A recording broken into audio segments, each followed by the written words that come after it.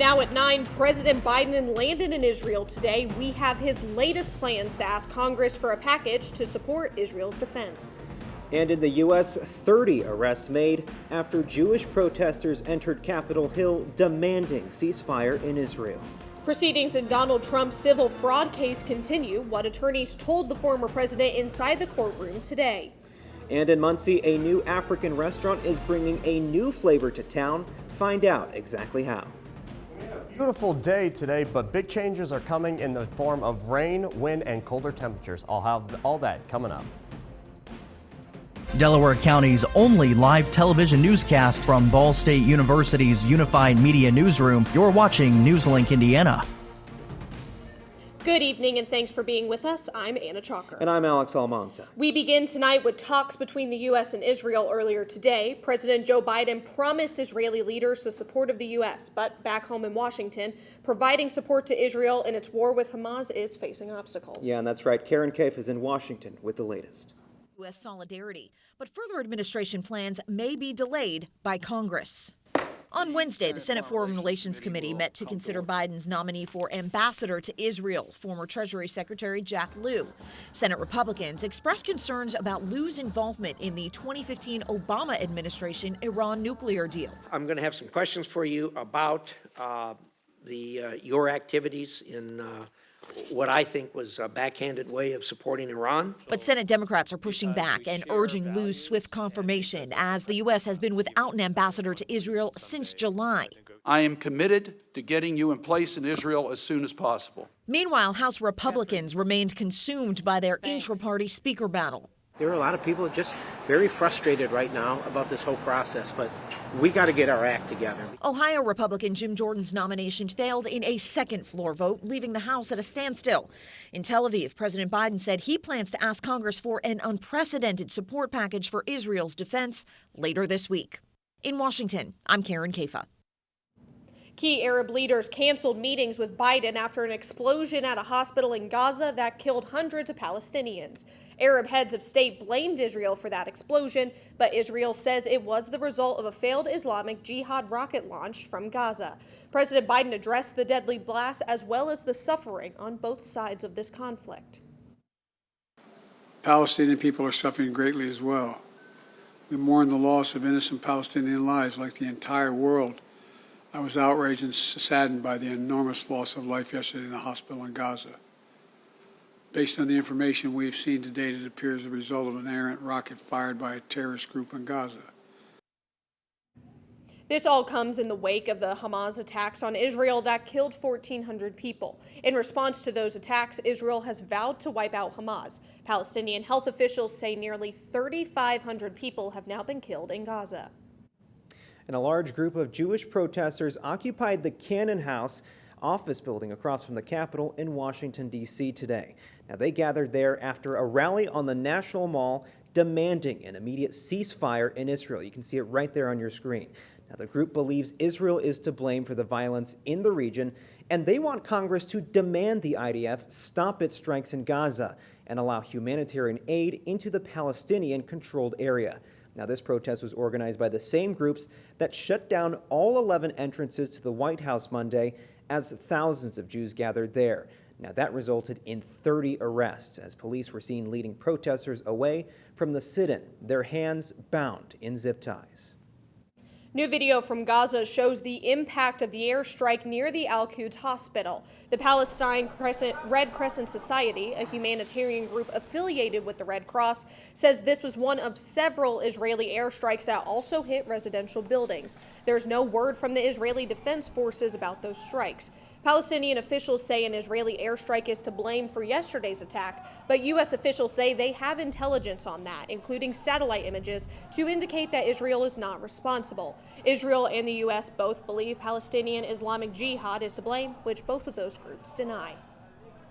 And it's another day in court for former President Donald Trump. Proceedings in the civil fraud trial in New York continue today, and at one point, a member of the Attorney General's office asked the judge to tell the former president to be quiet during the testimony. Meanwhile, Trump's attorney, Lazaro Fields, presented evidence against Doug Larson, a former appraiser, at Cushman and Wakefield. Now, the defense accused Larson of perjuring himself during testimony yesterday when he claimed that he didn't provide Trump Organization asset valuations to a former Trump company controller. Now, during a break in testimony outside the classroom, Trump told reporters that the government lied and didn't reveal all the evidence that they had. Now transitioning over to weather, we are finally hitting fall, but today was a little bit warmer. Yeah, it's something that's a little bit rare, and it's very exciting to see. Yeah. But Jack Van Meter has the latest. Jack, what do you got? Yeah, no, today was definitely a gorgeous day, and we should have, everybody should have gone out and enjoyed it because cooler temperatures are on the way. But looking at the map right now, 59 degrees here in Muncie, 60 degrees down in Indianapolis, and 61 degrees in Terre Haute. So pretty mild all around the map right now. But a pretty cool thing that's happening is we're hitting actually our peak fall colors right now, around mid-October. That's where we're at right now around the area. So, I mean, walking to class for me personally has been great, seeing all the fun colors and everything. However, it may not last all that long because we are tracking some gusty winds that could knock all those leaves off. Also, we're tracking showers and some frosty nights. I'll have all that and more in my full forecast coming up. Jack, thank you. A one-of-a-kind restaurant in Muncie is offering authentic West African food to its customers. Yeah, that's right. NewsLink Indiana's Tara Konieczny caught up with the owner to see what Legacy Village West African cuisine has to offer. A new culture of food now open for business in Muncie. At the beginning of time, I always felt welcome, and this is why I feel like I'm going to give this a try. Sasha Donati brings her own longtime Liberian family recipes to the table for the first place of its kind in the city. And like some of the recipe is like from the spirit, just download these recipes in my spirit. And some of these recipes are my brothers and my sisters. The city of Muncie is looking to bring in and help support more local businesses through the Industrial Revolving Loan Fund, which, according to the city of Muncie, 40% of the loan funds go to women and minority-owned businesses, one being given to Sasha's restaurant. We think it's going to make Muncie a more viable place for people to want to visit as well as live. You can find the new cuisine on Granville Avenue with over 20 authentic African dishes and sides. Sweet potato greens is so good, and the fufu soup, both of them are really good. The jollof rice is the bomb. In the future, Sasha hopes to be a part of opening an international grocery store, as she currently has to go to Indianapolis to get key ingredients for her dishes. Be open to working with stores of that nature and trying to encourage them to become and have an economic impact within our city limits and the county. In Muncie, Tara Konieczny, NewsLink, Indiana. And the Legacy West African cuisine is open Thursday through Sunday from 11 a.m. to 9 p.m. Looks so good. It does. All right, coming up, hear from performers during Monday night's recital at Sursa Hall. And Netflix users, watch your wallet. Prices are rising yet again. I don't think that many kids in my son's school even do it. He makes fun of his friend who vapes. He would never try it. She's into soccer. She's on the honor roll. She's just not the type. No way. No way. No way. No way, my kid would never vape. Get your head out of the cloud. Today, nearly 8,000 kids will start vaping. Maybe even yours. Learn about the dangers at talkaboutvaping.org.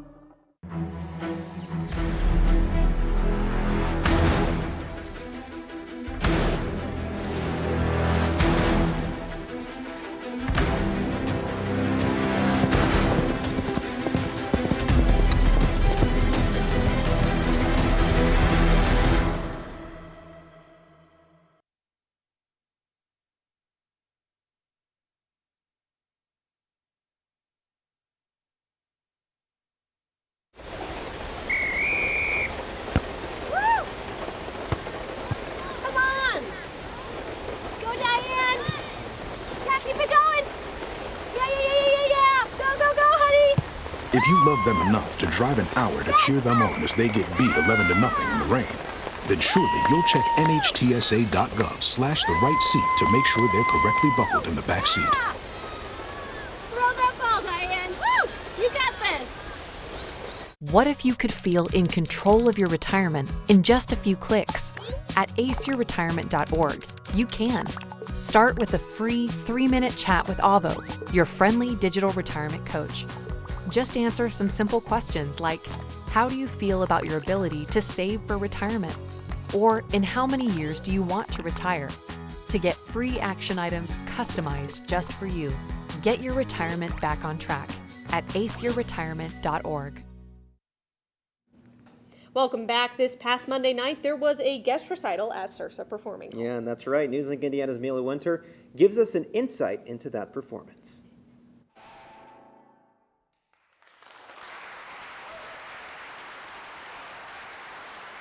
This past Monday night, Ball State hosted guest musicians Dana Zanobi, Megan Bowden, and Lee Wing Wing at Sursa Performance Hall to perform.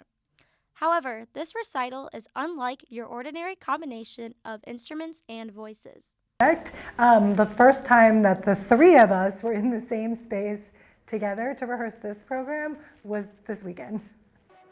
Although they weren't able to connect with each other in person for the majority of their preparement, they were able to collaborate through the help of technology. Which took, I don't know, probably 5 hours to get it to work. But then once it worked, it was really cool because we could rehearse 800 miles apart with Megan at home in Texas and us in my office at Butler without sound delay. So a lot of it was put together with. Due to the different musical voices, Dana, Megan, and Lee Wing Wing had to find ways to balance to each other's sound. Pianist Lee Wing Wing explains how she contributed and was able to balance with the trombone and the soprano voice. When I'm playing the piano, especially the weighs in with the very full chords, I feel like I'm bringing more like supportive role to both of their like melodies. In Muncie, Amelia Winter, NewsLink, Indiana. To learn more about performances like these coming to campus, you can check out the School of Music's calendar online. Well, Universal Parks and Resorts is bringing Halloween year-round to Sin City, and they just revealed the name for the spooky experience. Get ready for Universal Horror Unleashed. Take a look at that. Now, the company first announced the concept for the permanent entertainment experience in Las Vegas earlier this year. Now, Universal Horror Unleashed will feature classic horror characters such as Frankenstein, Dracula, and the Mummy. Now, it'll also be surrounded by haunting-themed bars and restaurants by night, and the concept marks the first time Universal has created a permanent horror experience beyond its theme parks. Cutting the cord is going to save you less money because Netflix is raising its prices again. The streaming giant's least restrictive plan with 4K video jumped $3 today. It now costs $23 a month. Netflix killed its single-stream basic plan, but existing members are grandfathered in, and you can keep it for $12. Those who don't mind being interrupted by ads won't see any change. They can still watch for $7. This new pricing comes as Netflix reported a 9% growth in paid memberships to reach a whopping 247 million global subscribers. I want everybody to take a look at the current winds right now, only at 7 miles an hour, but those are expected to increase tonight and into tomorrow, so I'll have the details after the break. Dear moms and dads, what you have achieved here today is going to help us and our futures. It is why we are coming up on stage to collect your diplomas. You know it's true. Mom, love you always. Everything I do. When you graduate, they graduate. Visit finishyourdiploma.org to find free and supportive adult education centers near you. Hi, I'm Smokey Bear, and I made an assistant to help you prevent wildfires. Dude, I've got this. I've been camping since I was 5 years old. But I am a camping influencer. You know what? I'll bet you $5. Okay. Assistant Smokey, what is the best way to put out a campfire?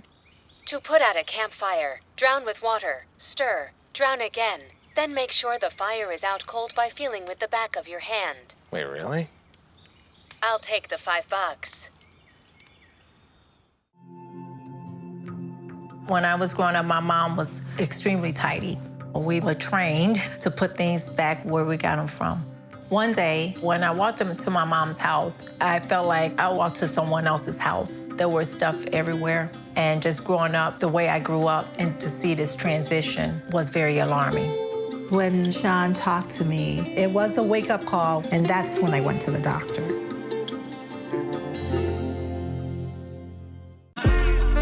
In the society that we were brought up in, it's very hard on little black boys. You have to navigate feelings and emotions so the world don't get you. Sometimes when I cry, I won't know how I'm feeling or why I'm crying. I just grew up never feeling like it was okay to cry. Yeah. And so he really forced me to have to reconnect with the kid that didn't get to cry. That's beautiful. We don't cry. We gon' take our piece of the pie. Welcome back. I'm weather forecaster Jack Van Meter. Taking a step outside the studio right now, we're greeted with a temperature of 59 degrees. And like I was saying earlier, the winds right now are only at 7 miles an hour, but those are expected to ramp up as the night goes through and into tomorrow as well. But kind of looking at some temperatures around the map right now, again with that 59 degrees here in Muncie, 56 up in Fort Wayne, so a little cooler up there, and 59 degrees in Bloomington. So it's pretty mild actually around the area right now. Our lows for this time of year are usually in the lower 50s. So if we're only, if we're hovering around the higher 50s and lower 60s, we're doing quite well. So for your forecast for tonight, we are going to have that low of 54 degrees, mostly cloudy. And as we can see, those winds will be ramping up, gusting at times up to 20 miles an hour as the night progresses. So do take that into account if you have any late night plans. Now looking at our current radar, we can see some clouds just start to move into the area, and you might say to yourself, why are we even looking at that? It's because we got to zoom out to see our next weather maker that is out west. As we can see, there's a beautiful low pressure system. I mean, this is almost a textbook low pressure system that we're seeing out to our west here. We can see this low, this well-defined low, as well as these bands of rotating precipitation around it, and that's what's going to be moving into our area tonight and tomorrow as well. So kind of looking at timing of that for tomorrow, we can start at 8 a.m., be at 54 degrees, but we're not really warming up all that much. We'll be only warming up to a high of 62 degrees. We're going to be dealing with off and on rain for much of the day. And again, look at these winds gusting at times to 25 miles an hour. Tomorrow, honestly, it's going to be very dreary tomorrow, so be sure to get the umbrella and raincoat if you are headed out to class or any other plans tomorrow. But kind of looking at precision cast right now, we're going to start this pretty early tomorrow morning. 3 in the morning to be precise. We can just see those bands out to our west start to move in. As we can put this in motion here, we're going to stop it here at 2 o'clock. We can see some heavier shades in yellow and orange as well, just indicating heavier downpours, and there could be a couple of rumbles of thunder or two, but nothing severe with this system moving through, and we'll just have that off and on spotty showers for the rest of the afternoon and into the early morning on Friday. Now, speaking of Friday, at noon on Riverside, we're having our bed races. The forecast for that is actually looking pretty good. That rain should be out of there by then. 54 degrees, mainly sunny as well for that. I love the bed races personally. It's really fun just to watch people. It's the most college thing, really. Let's just start running the beds down the street, and if you're lucky, you get to watch somebody fall, which is the real treat, honestly. I'm so excited. I will be there. Anyways, looking at our 7-day forecast right now, Friday will be 59 degrees with the rain moving out into the morning. But look at this, Sunday's low into Monday, 33 degrees. So we got to keep an eye on that, see if we hit the freezing mark as well. But we'll be warming up for much of the next week. Look at Tuesday and Wednesday, 69 and 71. So if it's a little too cold for everybody's liking right now, we should be warming up by the time next week, rolls around. I'm kind of upset right now because I love fall. Yeah. And I think it's kind of fun that we're going to be in the 30s for a little bit and then back up to the 70s. Like, I'm ready to put that stuff away. I'm ready for fall. Like, the fall decorations are out at this point. Like, I need to get into the spirit with Well, exactly. I just put away all my shorts yesterday, so. Well, now you don't need them anymore. But Jack, thank you so much. All right, we're going to send it over to Jace Miller with more in sports. One Ball State sport is flying high, and a Ball State club is ready for battle. All this and more next in sports. Where did the time go? I don't know how I got here. You've done the hard part. You quit smoking. Now do the easy part and get scanned for lung cancer. If you smoked, you may still be at risk. but early detection could save your life. Talk to your doctor and learn more at savedbythescan.org. If I could be you, and you could be me for just 1 hour. If we could find a way to get inside each other's minds. Walk a mile in my shoes. Walk a mile in my shoes. Well, before you abuse, criticize, and accuse. Walk a mile in my shoes. After retiring from the NFL, I've been able to spend a lot more time coaching my daughter's basketball teams. It's something I love to do. Through our games and our tournaments, we see all types of coaching, good and bad. And it begs the question, do we really know who's coaching our kids? Do they have the proper training and screening it would take for me to be comfortable with my daughters playing for that coach? Our Youth Basketball Association made the decision to use trusted coaches to screen and train all of our coaches. I'm a trusted coach. Are you? Touchdown! Oh, did you see that? Whoa, we scored? Yeah, we scored. We're going to the playoffs. I can't believe I missed that. Every time I'm buzzed, I spend too much time on my phone. What? I should take your phone away. No. I'll call for a ride. Wait, why does my face look like that? I'm playing with these new face filters. Okay, you know what? Yep, that's mine. Kevin, I need that back. No. Kevin! Welcome back to NewsLink Indiana. I'm Jace Miller with sports. Women's volleyball has extended their win streak to 10 after a sweep against the Toledo Rockets yesterday. NewsLink Indiana's Max Robson goes to Worthen to see the importance of a veteran on the court. Spiking into 10 straight wins, Ball State women's volleyball is on a hot streak and sees no sign of cooling off. Head coach Kelly Miller-Phillips highlights the positives of hitting double digits. Definitely feels good. I think we are putting a ton of emphasis on our process and just taking it one at a time, but your confidence certainly continues to build as the wins come, but it's just about resetting and being disciplined and doing that same thing over and over, because each and every win we know is one that we have to go earn. As the squad looks for 11 straight, coach knows the importance of a veteran leader in Marie Plitt. She's doing a great job. I feel like in end of set 2 there, around point 20, I turn to her, I'm like, you gotta take over. And I feel like she really responds well to that. She's been in that situation many times before. We're like, hey, we need you to take over. And she did just that. And she's one of those players you just count on to do her job, get points when you need them. And I felt like she really came up big when we needed her tonight. It feels good being that reliable player and also looking around on the court and having my teammates also believing me too. That's huge, so it means a lot to me, but also knowing like I'm just gotta do my job and my teammates are gonna do their job and get Megan the ball. Megan's gonna set me a great ball and it's my job to put it away. Just because they keep winning doesn't mean they are done. Head coach Kelly Miller-Phillips still looks for ways to improve her squad. Our offenses will have one moment of greatness and one moment of way too many errors. And so just finding a way to study that out. And that starts with ball control, but then it's also just our offense developing rhythm, getting more comfortable next to each other. And that just takes time, but we're getting to a point where it's like, all right, we're halfway in, we got to find a way to do it. The squad looks forward to Buffalo on Friday in Buffalo. In Muncie, Maxwell Robson, NewsLink, Indiana. Swing over to the club sports. Ball State fencing continued to sharpen their skills. The fencing club promotes the study of fencing, which combines mental and physical control. The club provides a safe environment for the development and competitive nature of fencing. A free 6-week beginner class that teaches the basics of fencing with no prior experience needed and all the necessary equipment being provided for members. On top of everything, each athlete will also have the opportunity to travel with the club to various tournaments. Club President Gabriel Notchell said his favorite thing about the club is having fun with his members every practice. Thing about fencing is honestly probably the people. I love the people that come into the club every day and stuff, and just kind of spending the time with the people in the club and getting to fight them and sword fight them is a great way to have fun.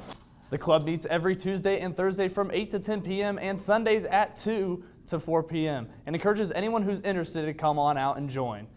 Now, fencing is definitely something that is different, not a very common sport, and something I might want to try. Yeah, and definitely looking at it for right now, it's definitely a sport I can get behind. Maybe we can try it up here I think we sometime. can try it. I think that would be fun.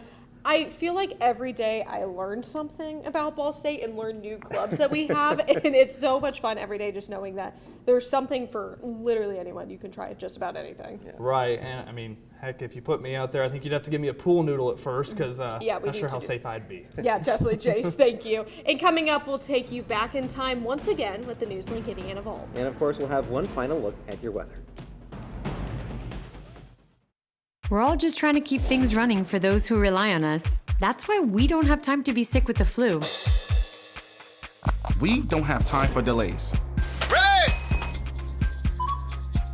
We don't have time for spills. Next. We don't have time for setbacks. Let's be real. Getting the flu shot helps you fight the flu. Get a flu shot for yourself and those around you too. My mother was always very familiar with her neighborhood, but one day she stopped at the stop sign for much longer than usual. And she didn't know whether she should go forward or turn, and she wasn't even really sure where she was at. It was very unsettling for her. I felt so much better after my son told me, "Mom, I don't want you to worry or be afraid. I'll be there for you, and we'll figure it out." Regardless of where you are on your path to retirement, you can still take charge of your financial future today. Visit aceyourretirement.org and answer a few questions from Avo, your friendly digital retirement coach, for free tips, resources, and advice customized for your situation to help you feel confident and prepared for retirement. Retirement looks different for everyone.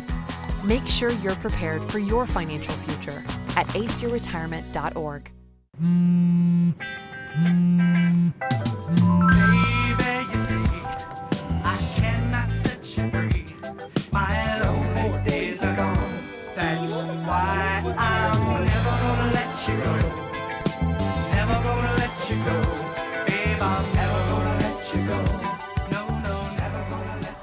Here you go. Thank you. Thank you.